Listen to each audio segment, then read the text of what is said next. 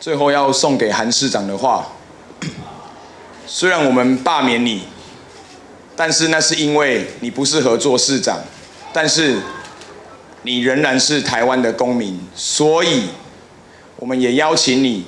之后有空来看看高雄人民所共同打拼出来新的高雄，欢迎你来玩。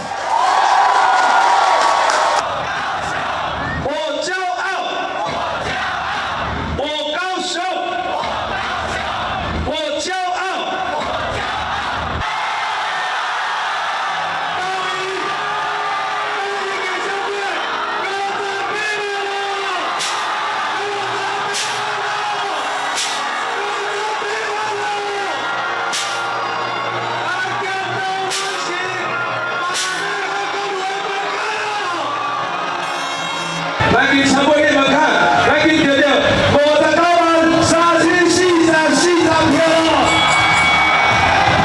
咱们投票率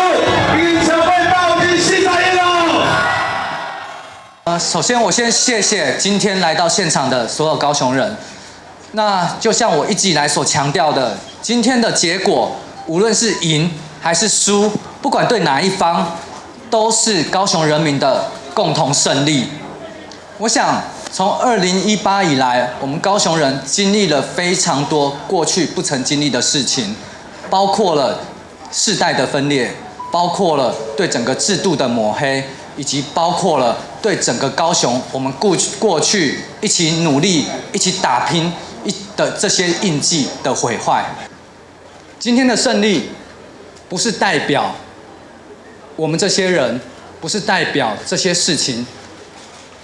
从此就不再能讨论了，绝对不是的。今天的胜利是代表我们高雄人，我们所有人一起来对过去的这些状况，来对高雄一直以来面对的困境，来对我们所有面对的状况，我们所有人一起坐下来，理性的、好好的讨论，一起好好的解决，一起让高雄市步向更好的未来。我们高雄人一起赢了，谢谢大家。We win, thank you.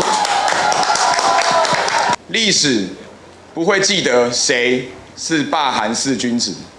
但是历史永远会写下高雄人在6月6号这天做出了我们的选择。最后要送给韩市长的话，虽然我们罢免你，但是那是因为你不适合做市长，但是